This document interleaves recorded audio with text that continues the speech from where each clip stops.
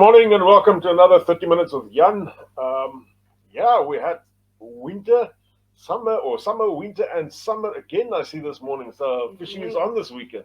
Oh, but Washing for you as well. So it's starting to get a lot later than yeah, usual. yeah, the I sun saw is this taking its morning. time to get out. Yeah, I mm. don't want winter yet.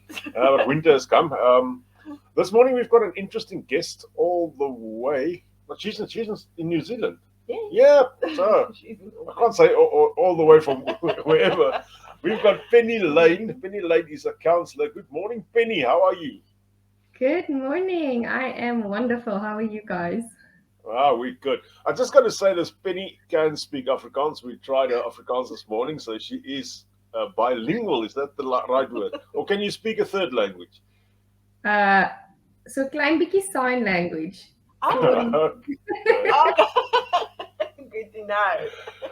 And this Yeah. morning we're talking all about the thing that's near dearest to our hearts, and that's our kids. What are we talking Yeah. about? Um, we had quite a few people, especially mothers, that are struggling with how to help their kids adjust in New Zealand and cope with the struggles and all that. So we were lucky enough to get a hold of Penny Lane, who will be able to answer a lot of questions that we all have to ask. So Penny, I think first you should just tell us who you are, where you're from, what you do, so that everyone just knows who we're talking to. of course. So yes, of course, born and bred in South Africa, originally from Port Elizabeth, but I grew up most of my life in Pretoria. So daar van die ooste, and I've been there. I guess my journey started where I wanted to help young people when I was in a performing arts ministry called 13th Floor, or Sia Kreis, as a lot of us know them. And from there, I went to study psychology. Eventually, I did my honors in educational psychology, knowing that I want to work with children. I also became a part of evergreen parenting at that point because I realized that, we can't really just try to work with the kids. We work with the parents too. But I wanted more tools in that area, Yeah. which I'm thankful for now as a mother, of course, because it really does help. But anyway, we came to New Zealand about 4.5 years ago. So I have two little ones at the moment. My son was a year old at that point when we came, and my daughter is now 1, and my son is 5. So yeah, they are two little busybodies, but I love I can imagine. anyway, yeah. So I have been in since I came to New Zealand. I actually got my first employment with the DHB. So yeah, if you're in New Zealand, you're probably familiar with how the health system works. That we are divided up in DHB. So yeah, I work with the WDHB, but we cover the whole of the Auckland region, and I work with young people specifically around one of the topics that I think a lot of our parents are concerned about, and that's around drugs and alcohol. So yeah, we support parents of children that they are concerned about their children, but we also mainly support young people that are struggling with some sort of element of that area, including siblings that might be using or parents that are using. So yeah, I've recently moved into private practice as well, and my big passion is, I guess I just realized working as I have that we have a different type of way of understanding each other if we've been on the same boat. You Yeah. can't explain that to anybody No. else. No, no. And I think a lot of my clients, uh, I'm saying a lot now, but I need to correct myself. We don't have that many South Africans coming through, but they would come to me usually. And there's a different type of understanding. And I just thought, moving into private practice, that's the demographic that I want to work with. I want to work with parents and teenagers that I can relate to in that way as well, because I feel that does bring value to the counseling relationship. It does. Um, yeah, so yes, registered here with the New Zealand Association of Counsellors. And I think that's pretty much. Did I miss anything? I know that you guys have talked about a lot of questions, but I've got another question. Yes. What It's good for you to be in Auckland. What about the clients that are down in Rotorua or Nelson or Invercargill? What about them? How do we reach out to them, or how do you reach out to them? So it'll be one of two things. I do offer a lot of counseling online. I never used to, but I guess that's one positive of COVID is we've learned that. So Yes. we've in our organization, we have had to learn and got a lot of training in doing our counseling over online platforms. It's not still my favorite way, but it definitely is a possibility. And the other option is that I am busy broadening my network because I'm relatively sure there are other South African counselors in New Zealand. Yeah. So I already know of one beautiful lady living here in Auckland as well. And I hope to discover more diamonds across the country. And what we can do then is connect with each other to help That would be people face to face as well. Please share the diamonds with Mariska. Yes, we'll talk. Okay, I asked a few ladies to give me a few examples of questions that they needed to ask when they immigrated and still need to ask. So I just made a little list and I think we can just touch on some of them. And if there are other people that really wants to ask something, you are more than welcome to do that.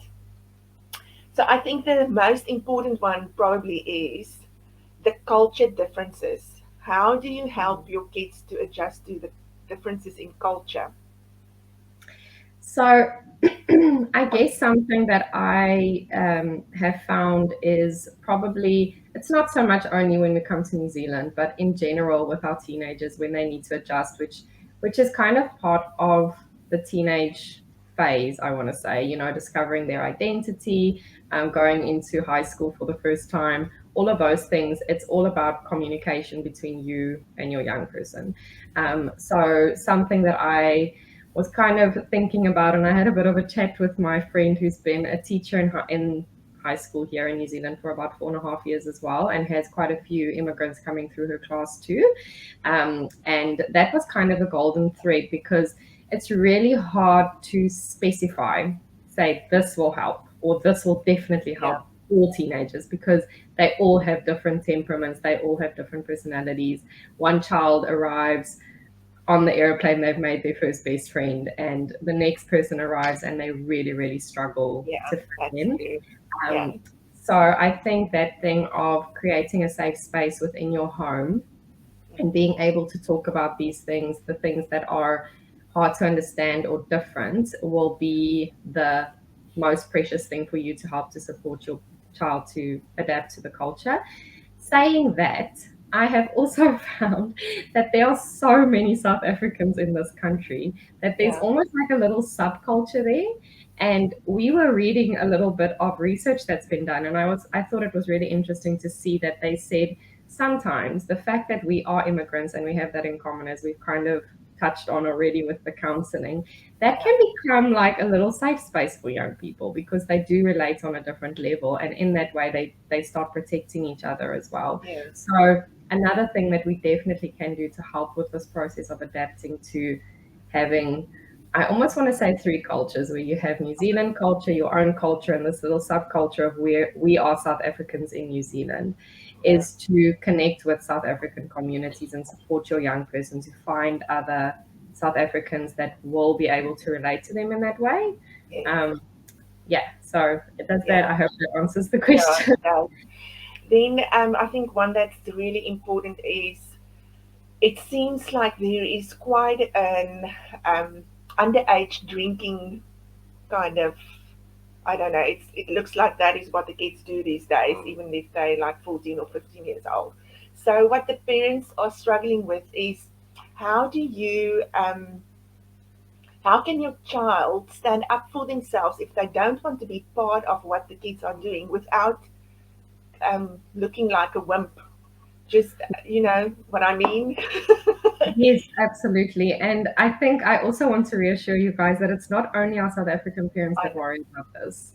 Yeah, we work with a lot of parents that are absolutely lovely New Zealanders, and they really are concerned about how to support their young people with all these changes and the friends and the influences. But on the other hand, in South Africa, I see it a lot too. So the binge drinking culture, unfortunately, is actually one thing that I found we have in common between the two countries. The age differences do vary in demographic, but something that we usually do to reassure our parents is they've done one thing New Zealand's good at: surveys and research and things, and you can actually see the statistics. and it's not as bad as we sometimes hear amongst each other. Yeah. So binge drinking has been it is a problem, and it's been a problem for quite a significant amount of years.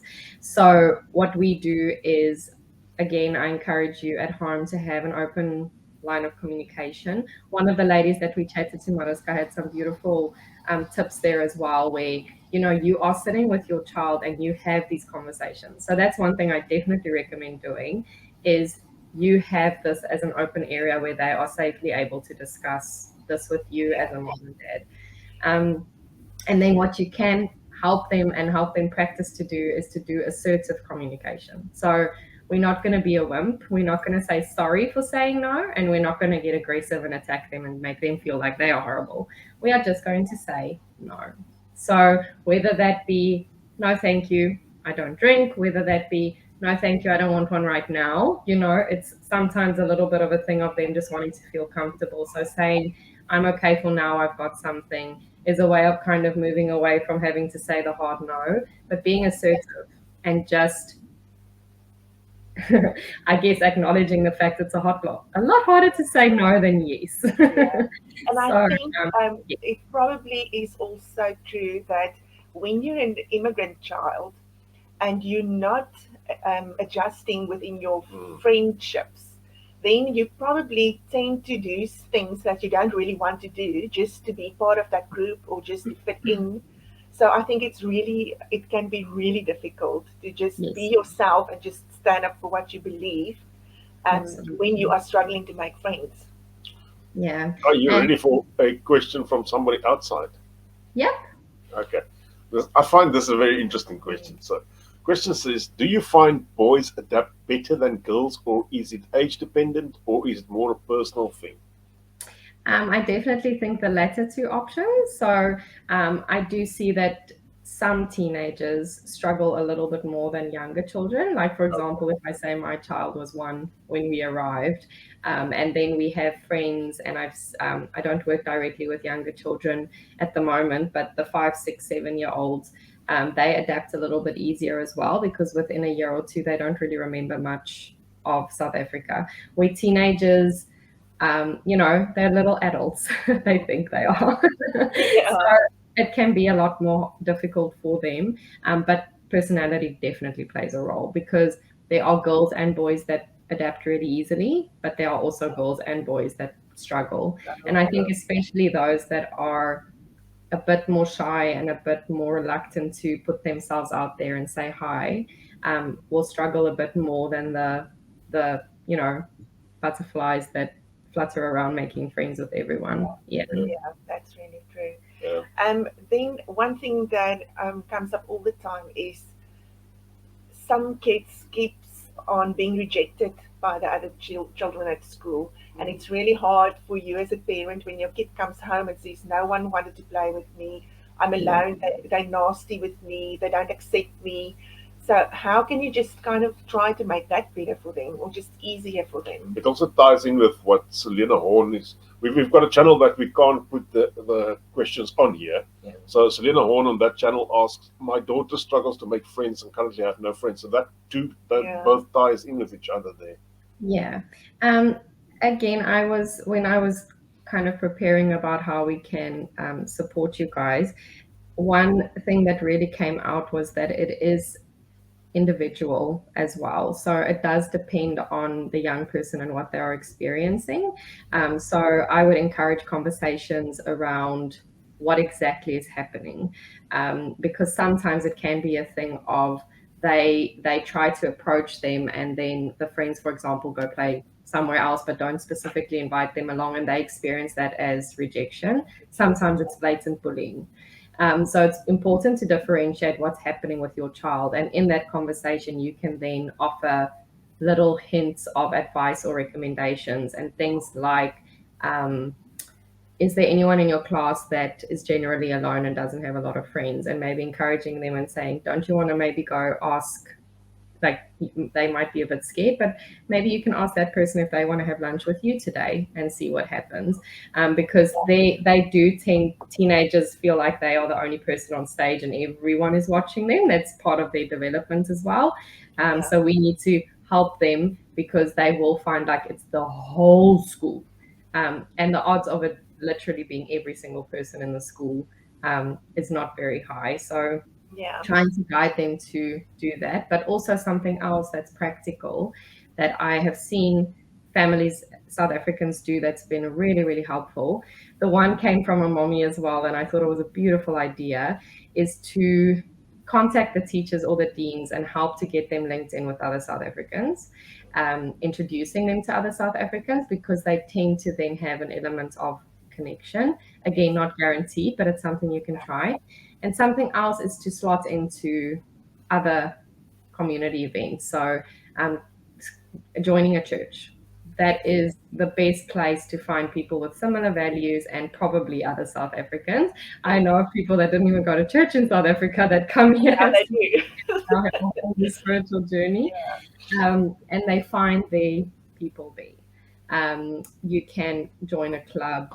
You can help them to join sports. So in other words, exposing them to a lot of environments where they can find their friends, because it might not just happen organically at school. So we can support them by putting them in more spaces where they can find people, and we can as well.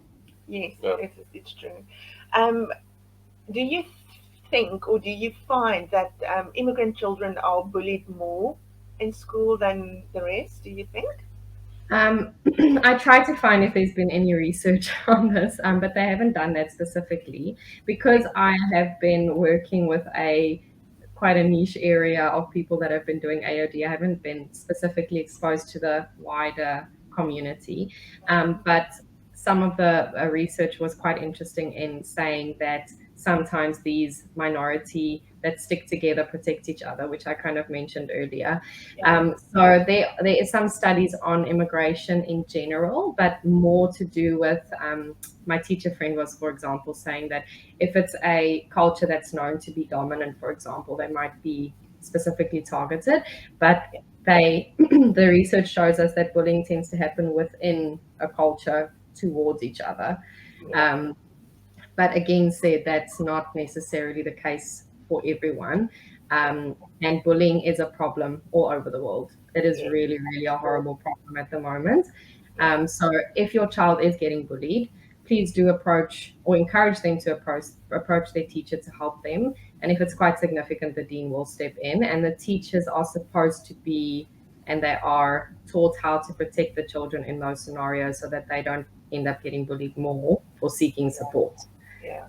Yeah, because you can't keep your child from going to school for weeks on end just because they bullied. No, that's probably what I would do, because I don't want to see them sad and I don't want to see them get hurt. So that's just the thing that I would probably do.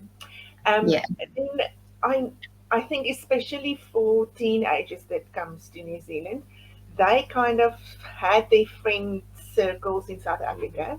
And I can just imagine how difficult they can be towards their parents now that they bring them to a different country. So the question is, how do you explain to them when they ask you, why did they have to move? Why did they have to leave their friends? They want to go back to South Africa. They miss their friends. How do you get around that? I know some people just give up and they just go back because they just can't take it. So how do you get your child over that? It's a tough one. I would say this is a conversation that can be difficult depending on the family and the reasons they came.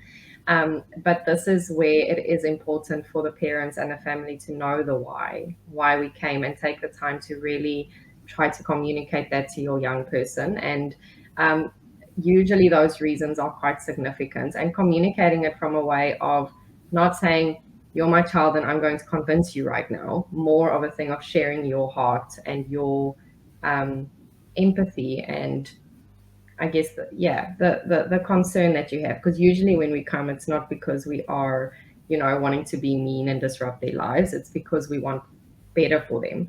Saying that, we do need to acknowledge the loss that goes with that. And this is when any change happens, whether it be moving from Pretoria, Port Elizabeth to Pretoria, moving from Hoërskool Stadsfontein to Hoërskool Waterkloof, there's change that happens, and immigration is just a very big one. But just because you have immigrated for a very good reason and there's a lot of positive, it's okay to allow your young person and your family to grieve what you have lost. And many times I think that's what we struggle with. We want to disregard the negative. We want to push it aside and focus on the positive. And when our young people are trying to bring up what they're struggling with, we try to explain it away. So instead of doing that, allow them the space to be angry, to be sad, to be going through this process. I don't know if you guys have heard about the 5 stages of grief, but there is an element. It's the same as when you lose someone. When you lose someone that you really love, your body grieves. And when we have these big changes, our body grieves, and we need to allow our body to do that. We need to allow those emotions to play out for everyone in the family. You can grieve together. You can have moments of feeling angry together and moving through those steps, anger, bargaining, where you start negotiating how you're going to get back, feeling depressed and just really sad about what's happened, and eventually moving on to the point where you are accepting and finding, okay, it's okay, it is okay. There's also an element of denial that comes in. I forgot to say that one. Yeah. So, and saying on that, if you get stuck in any of those phases, or you see your young person stuck in depression or stuck in anger, that's when we need to reach out and have them talk with someone that can help them to process those emotions. You are there to support them, but sometimes it can be hard as a parent to be the one to help them get over such a significant emotion, and that's where a professional could come in and help. So yes, I think that's a big thing, having a safe space at home where they are allowed to feel what they need to feel to be able to process this big change that they are going through. If you see that your child is really struggling and you want them to talk to someone and they don't want to talk to someone, how can you kind of just encourage them to make contact with someone like yourself or just with someone else just to talk? So in general, we have this a lot at my organization as well, where people are like, I don't have a problem, I don't need to see someone. So the best thing you can do is only aim to get them to agree to go once. So you're not trying to convince them to go for therapy, you're not convincing them to commit to anything. You're just saying, can we go see what this person is like just this once? Let's just go see how it is. If you don't want to be there, that's okay, then we leave. If you don't want to go back again, it's okay. But you just get them to agree to check it out. That's it. And then if you found a good match, that person should be able to, should be able to is not the right word. We'll try our best and do what we can to connect with that young person and do a little bit of relationship building and rapport building, and hopefully they will have a good experience and agree to come back. Yeah. Any quick words for parents that feel guilty that they've brought their kids? I think remember to look after yourself and really, really take a moment to remember why you are here. It reminds me of any sort of discipline, even when we're trying to teach our children about right and wrong. Many times we feel guilty if we're hard on them, but you're doing it for a very good reason. And in those moments, you need to remember this is not a short-term momentary thing. This is a long-term goal. What is my long-term goal? And hold on to that. But acknowledge it. Yes, I am feeling guilty because I love my kids. It's not because I'm not here because I'm a bad person. I love them. That's why we're here, because I love them. So remembering the why am I here? Why are we here? And holding on to that long-term vision to get you through this short-term momentary struggle. Yeah.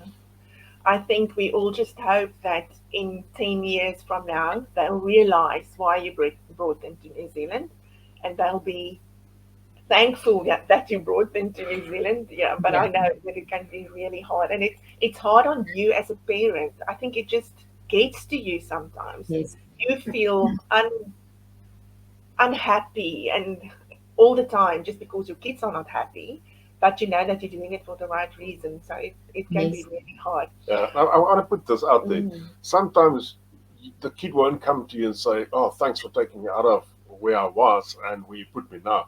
But if you, as a parent, a few years down the line, would look back and see how your kid has grown and you know where you come from, it could be that the kid has totally forgotten. Thank you Mhm. for that as well. Forgotten where they were.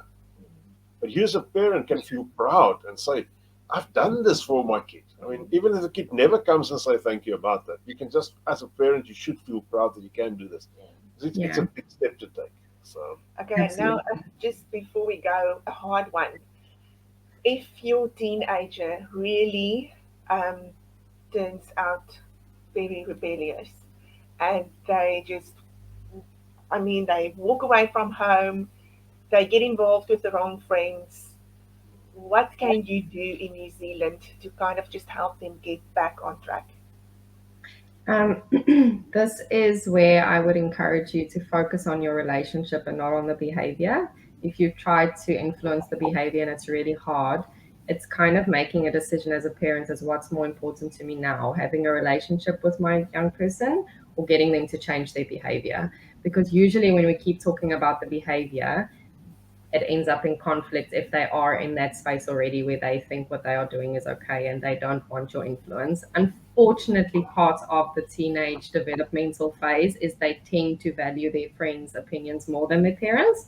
So Yeah, you can attempt to influence from the side and attempt to maintain that relationship, but they are going to be experimenting and trying out new friends and trying out new identities, etc., as part of this phase. yeah, So, one thing that we can do then is really try to focus on the relationship. Don't always talk about the behavior that you're concerned about. Look for things that you have in common. When you talk to them, use I statements. So, not when you do this, you are putting us all in a difficult position because you don't think about anybody else but yourself. I am worried when I don't know where you are. Please, can you let me know? So, okay. put the focus on yourself. Yeah. They will very quickly hear you're attacking me and start defending and not hear one more word that you've said. True. Um, so when you are talking to them, I statements and focus on the relationship. I would really encourage that. Look for things that you guys can do together and try to invest in that relationship so that you can influence them in a different way and pray. You I, can sit in your house watching them over there with their friends smoking or whatever, and you can pray those friends away. So that's okay. massive privilege, and what that we have as parents is we have that authority and we can pray for them and keep investing in that relationship and yes, trust that they will come back. Yeah. I have one more question, and this is for the younger kids. I've heard from someone this week that they've been in New Zealand now, I think, for 4 years. When they came, their kids were like 2 or 3 years old.